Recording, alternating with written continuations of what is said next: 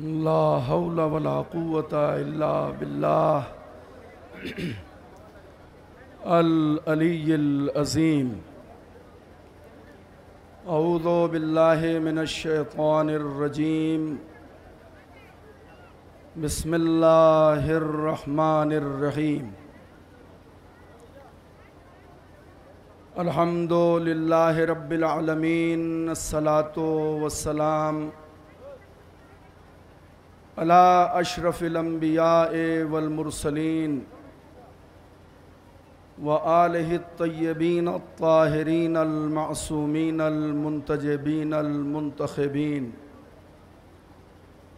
व लअनतुल्लाहि अला आदाइहिम अजमईन मिनल आन इला क़ियाम यौमिद्दीन। अम्मा बाद फ़क़त क़ाल अल्लाहुल हकीम फ़ी किताबिहिल करीम। बिस्मिल्लाहिर रहमानिर रहीम।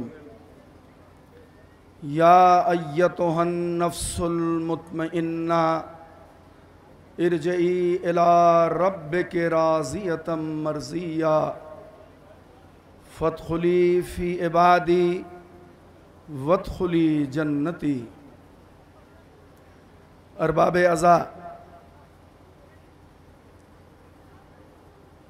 सरकार सैयदुश्शुहदा हज़रत इमाम हुसैन अलैहिस्सलातु वस्सलाम का कसीदा क़ुरआन में खालिक़ कायनात इस तरह से पढ़ रहा है। ऐ नफ्स मुतमइन, तू अपने रब की जानिब पलट आ।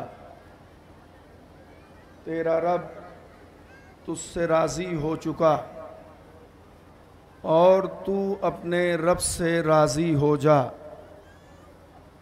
फ़दख़ुली फ़ी इबादी वदख़ुली जन्नती। ए हुसैन, तू मेरे बंदों में दाखिल हो जा और मेरी जन्नत में दाखिल हो जा। आज 11 दिन से आप मसरूफ़ अज़ाए सरकार सैयदुश्शुहदा हैं। सरासर जहान में इमाम हुसैन अलैहिस्सलातु वस्सलाम की याद मनाई जा रही है। ये याद, एक सलावत पढ़ें बुलंद आवाज़ से।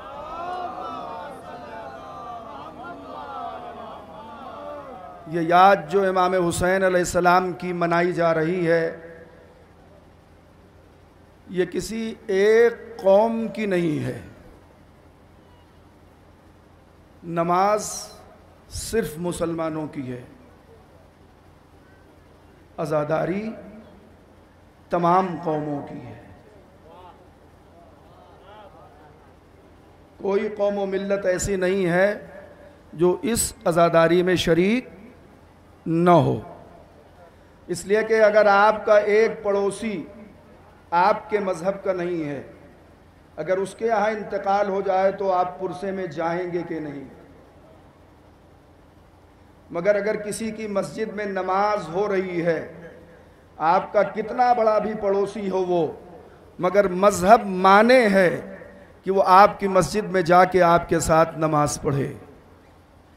दुनिया में जितनी भी इबादत गाहें हैं, सब पे दूसरे मज़हब वालों के लिए नो एंट्री का बोर्ड लगा हुआ है। सिर्फ एक इमाम बाड़ा है जिस पे नो एंट्री का बोर्ड नहीं है। सलावत पढ़े मिलके मोहम्मद और आले मोहम्मद। सिर्फ एक इमाम बारगाह है जिस पे नो एंट्री का बोर्ड नहीं लगा हुआ है कि यहाँ वो नहीं आ सकते, यहाँ वो नहीं आ सकते, यहाँ वो नहीं आ सकते। अब आप पूछेंगे कि यहाँ कौन आ सकता है। मैंने कहा जिसको यजीदियत से नफरत हो वो यहाँ आ सकता है।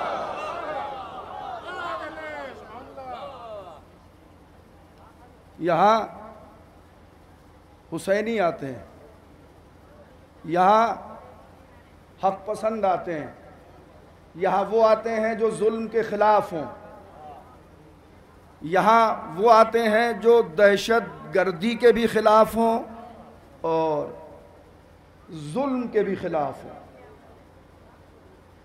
ये आज़ादारी ठीक है, इसमें हम मातम करते हैं और रोते हैं, मगर ये अज़ादारी एक एहतजाज है, एक एहतजाज है।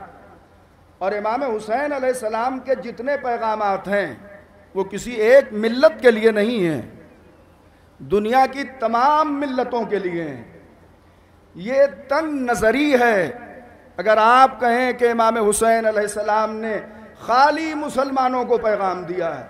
न अल्लाह का कोई पैगाम खाली मुसलमानों के लिए है, इसलिए कि वो रब्बुल आलमीन है। न रसूल का कोई पैगाम खाली आपके लिए है, इसलिए कि वो रहमतुल लिल आलमीन है। न अमीरुल मोमिनीन का कोई पैगाम खाली आपके लिए है, इसलिए कि वो मौलाए कायनात है। मैं तवज्जो चाह रहा हूँ, वो पूरी कायनात के मौला हैं। किसी को लौटाया हो अपने दरवाजे से तो बताइए, किसी को खाली हाथ भेजा हो तो बताइए, किसी की दिल आज़ारी की हो तो बताइए, किसी की मेहमान नवाजी में कोताही की हो तो बताइए। आप तो उस मकतबे फिक्र के हैं जो अपने दुश्मन को भी जामे शीर पिलाता है, अपने कातिल को जामे शीर पिलाता है, और इस किरदार का असर भी होता है।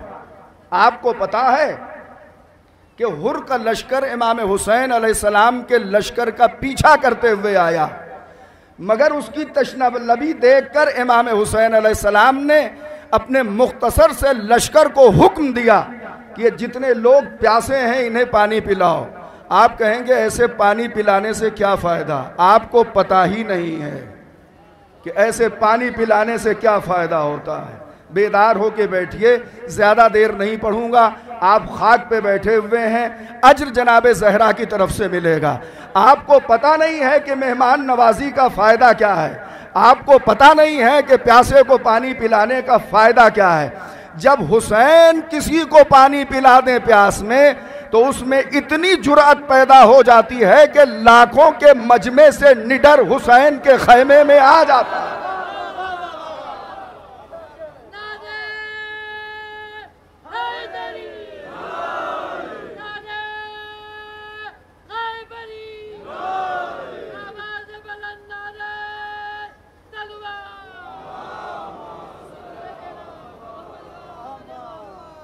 ये आपका जुलूस बहुत पुराना जुलूस है, मगर अब इसमें इनकलाब पैदा हो चुका है। जैसे ही मैं रोज़े इमाम हुसैन अलैहिस्सलाम के करीब आया, मैंने देखा एक इनकलाब उम्दा हुआ है, हर कौम के लोग दिखाई दे रहे हैं।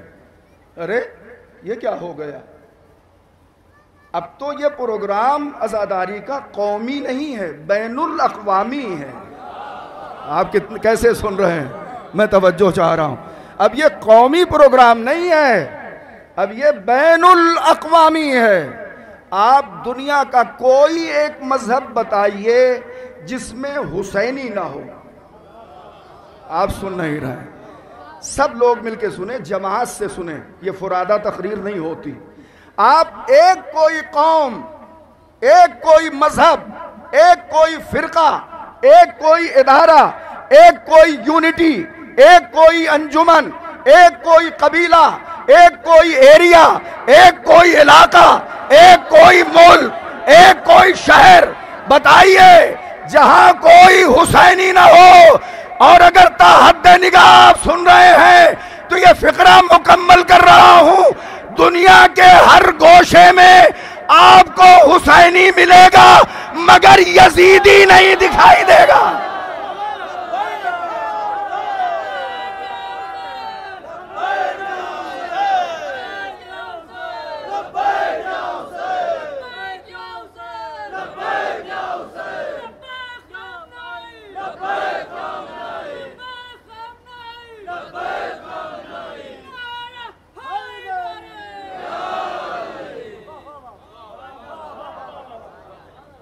हुसैनी कहते हुए लोग फख्र करते हैं। हमारे हिंदुस्तान के कुछ हिंदू शायर ऐसे गुजरे हैं जिन्होंने कहा है कि मैं हिंदू तो हूं मगर हुसैनी हूं। पूरे हिंदुस्तान के हमारे हिंदू भाइयों की बात कर रहा हूं, आज तक एक आदमी ने यह नहीं कहा कि मैं यजीदी हूं। मैं तवज्जो चाह रहा हूं, जरा सा गौर फरमाइए, तवज्जो कीजिएगा। और एक फिक्रा ये बहुत जीरकी से सुनिएगा, मुझे मुसलमानों में भी आज तक कोई नहीं मिला कि जो ये कहे कि मैं यजीदी हूं। मिला आपको? सोच रहे होंगे आपके नहीं हैं। मैं तवज्जो चाह रहा हूं, इंसाफ से कहिएगा, जो यजीदी है वो मुसलमान हो ही नहीं सकता।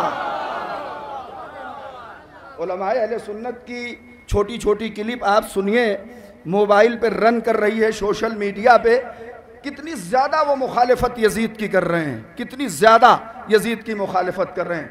यजीद से नफरत रखना अलामत है हुसैनी होने की।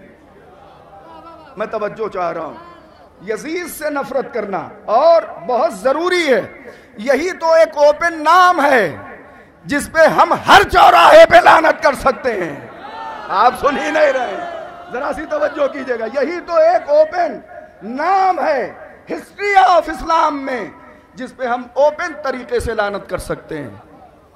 आप अगर सुने तो एक फिक्रा और कहूं, या तो मुझे ओपन तरीके से एक नाम हजरत आदम के जमाने का मिला,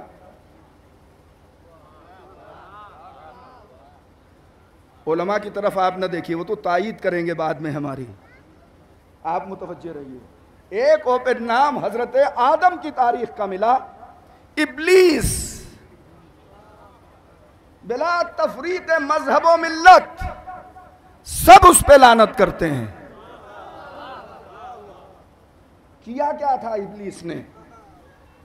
आदम की खिलाफत जो खुदा की तरफ से थी, उस खिलाफत का दावेदार था, इसलिए तमाम मुसलमान उस पे लानत करते हैं। कोई मौलाना, मौलवी, कारी, हाफिज, मुकर्रिर, खतीब ऐसा है ही नहीं कि अपनी तकरीर से पहले वो ना कहे औज़ु बिल्लाहि मिनश शैतानिर रजीम। कैसे सुन रहे हैं आप? औज़ु बिल्लाहि मिनश शैतानिर रजीम। शैतान से पनाह जरूर मांगेंगे। तो मुझे तो पूरी तारीख में आदम से लेके सन 61 हिजरी तक 2 ओपन नाम मिले हैं जिस पे खुल के लोग बोलते हैं।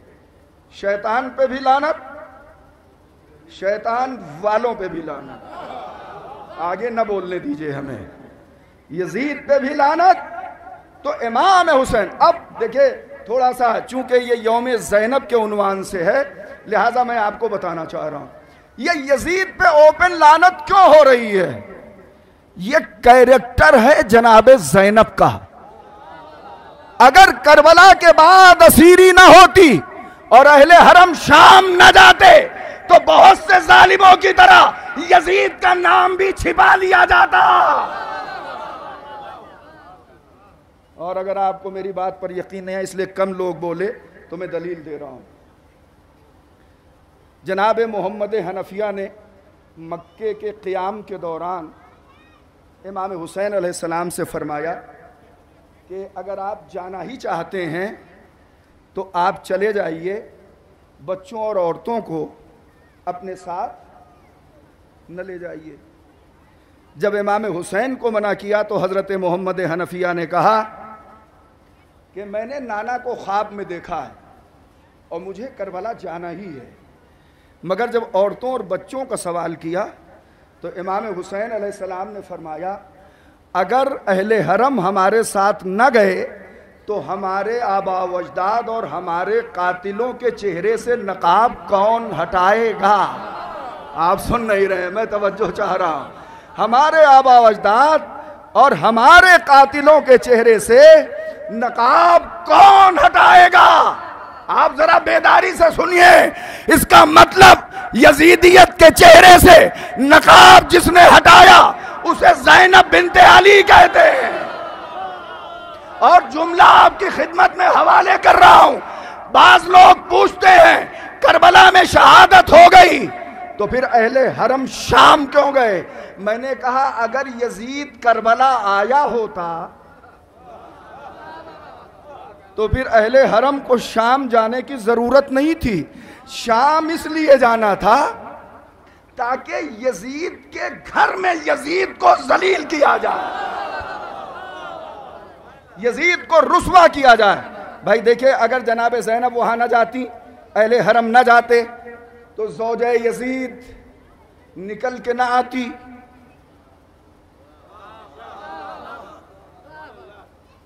ठीक है, जैसे जी चाहे बोले आप। मंतिक फलसफा तो पढ़ नहीं रहा हूं, वही पढ़ रहा हूं जो आपके लिए मरगूब है। अगर जनाब ज़ैनब न जाती तो ज़ौजे यजीद निकल कर अपने शौहर के चेहरे से नकाब कैसे खींचती। मैं तवज्जो चाह रहा हूं, जरा सा गौर फरमाइएगा। ये सब निज़ाम कुदरत है। मूसा को भेजा दरबारे फिरौन में इसलिए कि फिरौनियत जलील हो। नहीं सुन रहे आप? मूसा को इसलिए दरबारे फिरौन में भेजा कि फिरौनियत जलील हो। ज़ैनब को इसलिए दरबारे शाम भेजा ताकि यजीदियत जलील हो।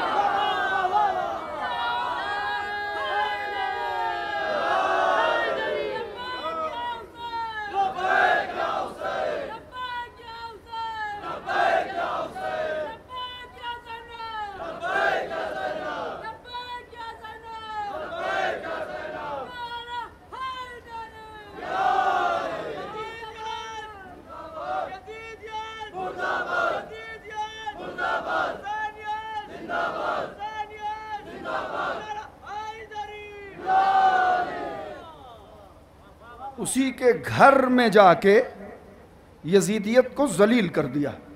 दो काम जनाब ज़ैनब के मुझे नहीं भूलते, शायद ये आखिरी बात हो। आप ज़मीन में बैठे हैं और धूप में खड़े हुए हैं, जबकि खुदा की मेहरबानी है कि अब्र रहमत आपके सर पे साया फेगन है। मगर ये दो बात ज़रूर सुन लीजिए।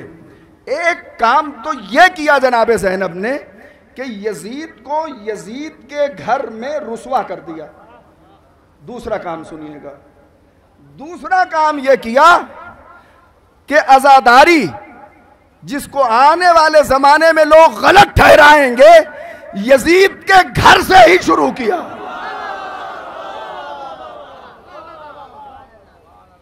ये दो काम कभी ना भूलिएगा। यजीद को यजीद के घर में रुस्वा किया। किसके घर में? यजीद को यजीद के घर में रुस्वा किया। और उसी के घर से एक बहुत ही नाजुक मरहले से गुजर रहा हूं। आपने सुना होगा उलमा से कि जनाब ज़ैनब को जब रिहाई मिली और बीमार करबला दरबार से पलट के कैद खाने में तशरीफ लाए, तो चौथे इमाम ने जनाब ज़ैनब को वो बताया जो यजीद ने कहा था कि चाहे आप शाम में रहें और चाहे मदीने चले जाएं, ये आपके अख्तियार में है। जनाब ज़ैनब अली और फातिमा के किरदार का एक आईने में देखा जाना, यही ज़ैनब है। आप सुन नहीं रहे हैं? अली और फातिमा के किरदार को एक आईने में अगर आप देखना चाहते हैं तो वो जनाब ज़ैनब सलामुल्लाह अलैहा है। जनाब ज़ैनब ने क्या कहा, जरा सा सुनिएगा। जनाब ज़ैनब ने कहा, ये फैसला किसने किया था? रिहाई आले मोहम्मद का, यजीद ने। अब देखिए, ये अली की बेटी है, अली की लाडली है, ज़हरा की बेटी है। बड़ी तवज्जो से सुनिएगा। जनाब ज़ैनब ने सैयद सज्जाद से जैसे ही ये पैगाम सुना, फरमाया ये फैसला बाद में होगा कि हम यहां रहेंगे या मदीने जाएंगे। आपको कुछ अंदाजा नहीं लगा? ये फैसला बाद में होगा, यानी यजीद आज भी हम तेरा फैसला कबूल नहीं करते। नहीं सुन रहे हैं? हम तेरा फैसला कबूल नहीं करते। ये फैसला बाद में होगा कि हम यहां रहेंगे कि मदीने जाएंगे। फिर जरा सा लहजा देखिए। पहले एक मकान खाली करा, पहले एक मकान खाली करा, ये ऐसे कौन बोलता है? हाकिम ही तो बोलता है ना। पहले एक मकान खाली करा, ये अली की बेटी है, पहले एक मकान खाली करा, उसमें हम अपने भैया की फर्शे अज़ा बिछाएंगे। यजीद मना नहीं कर सका, फौरन तेजी से अपने नौकर गुलामों को लगा दिया। मकान खाली हुआ, वहां अजादारी शुरू हो गई। आज भी हमारे मुसलमान भाइयों को हो सकता है कोई बहकाए कि ये न किया करो, तो मैं उनको बताए देता हूं, किया करो। इसलिए कि यजीद ने खुद मकान खाली कराया। अब जरा सा मैं अपने लहजे में एक बात कहना चाहता हूं, जब यजीद आजादारी को न रोक सका,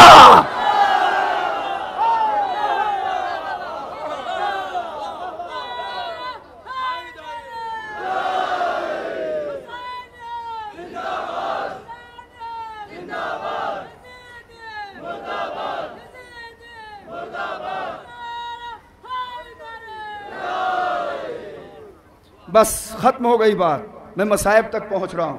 11 मुहर्रम पे भी नहीं बोल सका, वक्त कम है। मजलिस पढ़ता तो डिटेल से आपको बताता। घर खाली करा, घर खाली हो गया। कै दिन आजादारी हुई? याद कर लेना इस पॉइंट को, 7 दिन। कै दिन? एक मजलिस नहीं, एक दिन नहीं, 7 दिन। शाम में आजादारी होती रही। अगर वहां कोई मुखालिफे अज़ा था तो बोला क्यों नहीं? मैं तवज्जो चाह रहा हूं। आप बताइए, जो 61-62 हिजरी में आजादारी जायज थी, वो 2023 में हराम कैसे हो गई?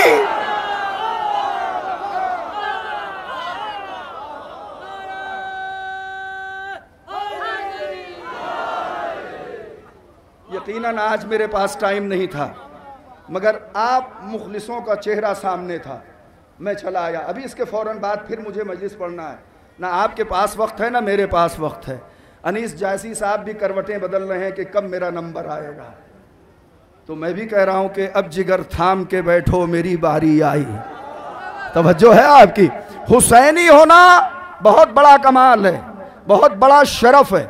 जो हुसैनी हो गया, कुछ बचा ही नहीं कि वो क्या है। जो हुसैनी है उसका रुतबा बहुत सिवा है। मासूम हाथ उठते हैं तुम्हारी दुआ के लिए। आज की तारीख की मुनासिबत से अगर एक बात ना कहूं तो तकरीर नामुकम्मल रहेगी। इस जुलूस का नाम आपने रखा है, क्या रखा है? यौम ज़ैनब। कोई पढ़ा लिखा था जिसने ये नाम रखा, उसकी निगाह तारीख पे थी, जिसने इस जुलूस का नाम यौम ज़ैनब रखा। क्यों रखा पता है आपको? इसलिए कि 11 मुहर्रम तक कमान इमाम हुसैन के हाथ में थी,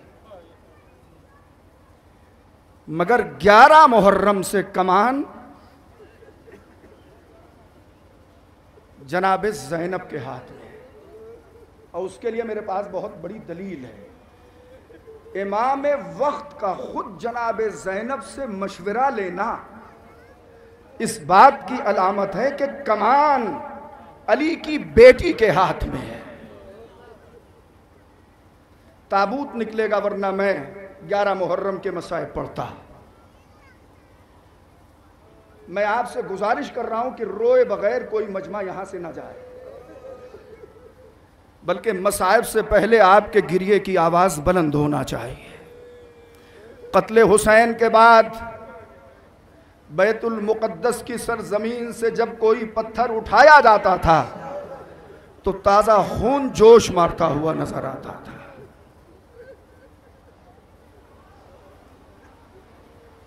मैं आपको क्या बताऊंगा, आप खुद जानते हैं कि हुसैन पे कैसे रोया जाता है।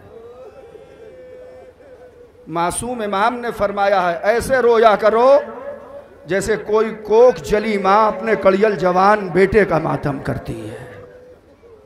किसी तरफ और निगाह नहीं, बस 4-5 मिनट रो लो। एक गरीब का आज ताबूत उठेगा,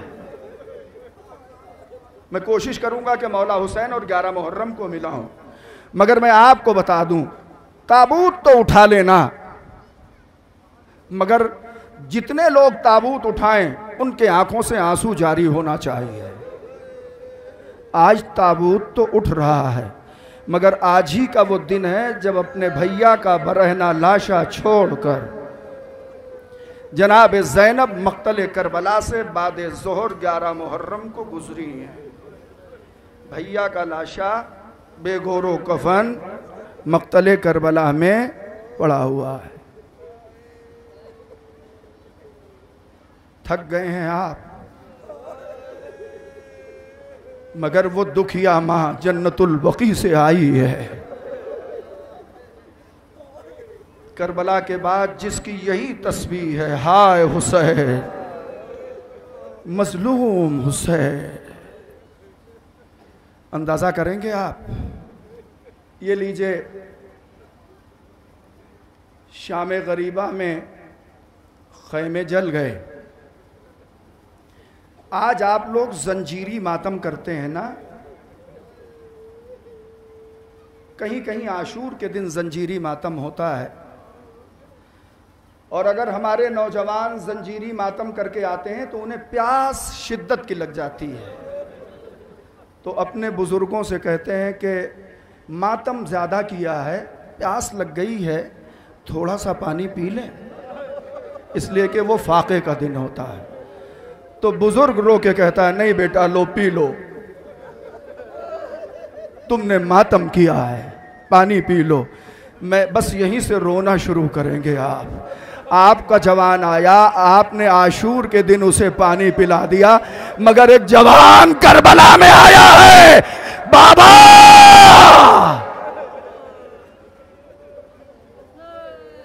अजरुकुम अल्लाह। जरा सोचें इमाम हुसैन अलैहिस्सलाम की बेकसी और मजलूमी। हमने तो अपने जवानों को पानी पिला दिया, मगर एक कड़ियल जवान आके कह रहा है, बाबा अगर एक घूंट पानी मिल जाता तो मैं इन जालिमों को बताता कि अकबर कौन है। इमाम हुसैन अलैहिस्सलाम नहीं पिला सके, खैमे जल चुके हैं। शाम गरीबा में फातिमा जहरा की लाडली बेरिदा खाक पे बैठ के अपने भैया का मातम कर रही है। बस ताबूत के जो मसाइब होंगे उसे सुनिएगा। कहीं पर उम्मे लैला अली अकबर का मातम कर रही हैं, कहीं पर उम्मे फरवा कासिम का मातम कर रही हैं, कहीं पे शहजादी उम्मे कुलसूम जनाब अब्बास का मातम कर रही हैं, और खाक पर हाथ रखे हुए अली की बेटी, अरे मेरे मजलूम भाई हुसैन।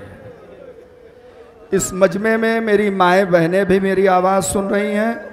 एक फ़िक्रा उनके लिए कह रहा हूँ, अगर इस मजमे में तुम हो, बीबी हो, और तुम्हारी गोद में कोई छोटा बच्चा है, तो जब तक तकरीर हो रही है उसे प्यार न करना, इसलिए कि रबाब भी खैमे की जली हुई खाक पे बैठी हुई अली असगर का मातम कर रही है। इतने में घोड़ों के टापों की आवाज बीबियों के कानों से टकराई। बच्चे सहम गए, जनाब ज़ैनब की रिदा पकड़ के लिपट गए। बीबी अब कौन सी कयामत आने वाली है? तो देखा शिम्रे बेहया अपने जालिम सिपाहियों के साथ अली की बेटी के लुटे हुए काफिले की तरफ बढ़ता आ रहा है, और उसके साथ कुछ नाके हैं, अमारियां हैं, मगर उन पे कजावा नहीं है। अजरुकुम अल्लाह आया, हवा में ताजियाना लहराया। उठो, सवार हो जाओ, हम तुम्हें सवार करने के लिए आए हैं। अली की गैरतदार बेटी ज़ैनब ए शिम्र नजिस दूर खड़ा रहे। हम आले मोहम्मद हैं, हमें हाथ न लगाना, हम खुद सवार हो जाएंगे। एक एक को जनाबे ज़ैनब व फिज़ा ने बढ़ के सवार किया। पूरी तारीख नहीं पढ़ूंगा, बीबियां सवार हो गईं। सवार होने के बाद अब यह हुआ कि यह काफिला आगे बढ़ाया जाए। तो जनाबे ज़ैनब का बयान सुनिए। अब्बास कहाँ हो? अकेले जा रही हो। भैया हुसैन कहाँ हो? अकेले जा रही हूं। अब रोने का मौका आया है। रिवायत कहती है कि यह काफिला कहां पहुंचा? मक्तल शुहदा में। बीबियों ने रोना शुरू किया। किसी ने खुद को अकबर के लाशे पे गिराया, किसी ने खुद को जनाबे अब्बास के लाशे पे गिराया, किसी ने जनाबे कासिम के लाशे पे गिराया। मैं एक बात कह दूं, रोगे? 2 लाशें मक्तल पे पड़े हुए हैं, उन पे कोई रोने वाला नहीं है। इसलिए कि जनाबे ज़ैनब देख रही हैं कि उसके भैया का लाशा बेगोरो कफन पड़ा हुआ है। खुद को जनाबे ज़ैनब ने ऊंट की पुष्ट से गिराया, अपने भैया के सराहने पहुंची। बस 2 मिनट के मसाइब हैं। और अपने बंधे हुए हाथों को उठाया। मेरे माजाए, मुझे माफ करना, मैंने वादा किया था कि जब तेरा लाशा बरहना होगा तो तेरे लाशे पे ज़ैनब अपनी चादर से साया करेगी। मगर भैया, अपनी असीर बहन को माफ करना, जब ज़ैनब तेरे लाशे पे आई है ना तो उसके सर पे रिदा नहीं। नौजवानों, तुमने गैरत को महसूस नहीं किया। अल्लाह, हजरत ज़ैनब ने फरमाया, हुसैन मेरे माजाए मुझे माफ करना। ज़ैनब जब आई है तो उसके सर पे रिदा नहीं है। जज़ाकल्लाह। जनाबे ज़ैनब का जब बैन हो रहा था तो अरबाब मकातिल ने लिखा है कि जितने भी दुश्मन थे वो रो रहे थे जनाब ज़ैनब के बैन से। बस अजीजों, मजलिस को तमाम कर रहा हूं, इंशाअल्लाह आप रोएंगे। ये काफिला भी गुजर गया, मगर कैद खाने कूफा से चौथे इमाम बाएजाज इमामत करबला तशरीफ लाए। एक एक लाशे को दफन किया, मगर एक ऐसे लाशे के पास इमाम ज़ैनुल आबिदीन अलैहिस्सलाम पहुंचे जो टुकड़े टुकड़े था। बस अजीजों, इसी के बाद ताबूत बरामद होगा। टुकड़े टुकड़े था। बनी असद ने पूछा, मौला ये किसका लाशा है? कहा, ये मेरे बाबा हुसैन इब्न अली का लाशा है। मौला बैठ गए, काफी देर रोए। अजरुकुम अल्लाह। काफी देर चौथे इमाम बैठ के रोए। उसके बाद उठे, बनी असद की तरफ देखा। यह आखिरी फिक्रा है और ताबूत बरामद होगा।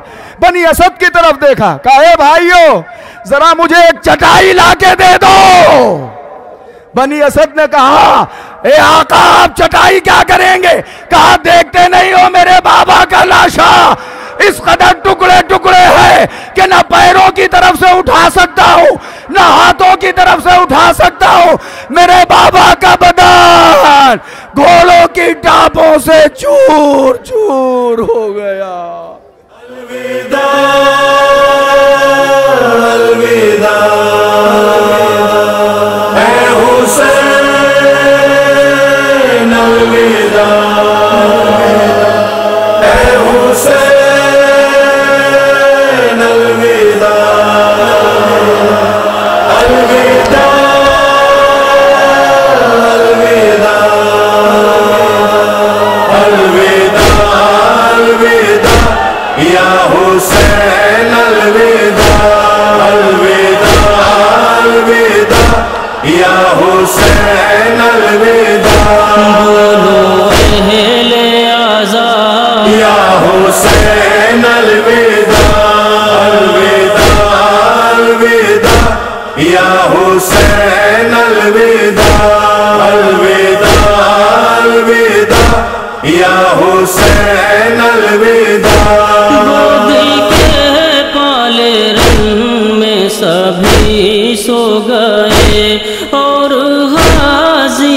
शान कलम हो गए। कहती हैं फातिमा या हुसैन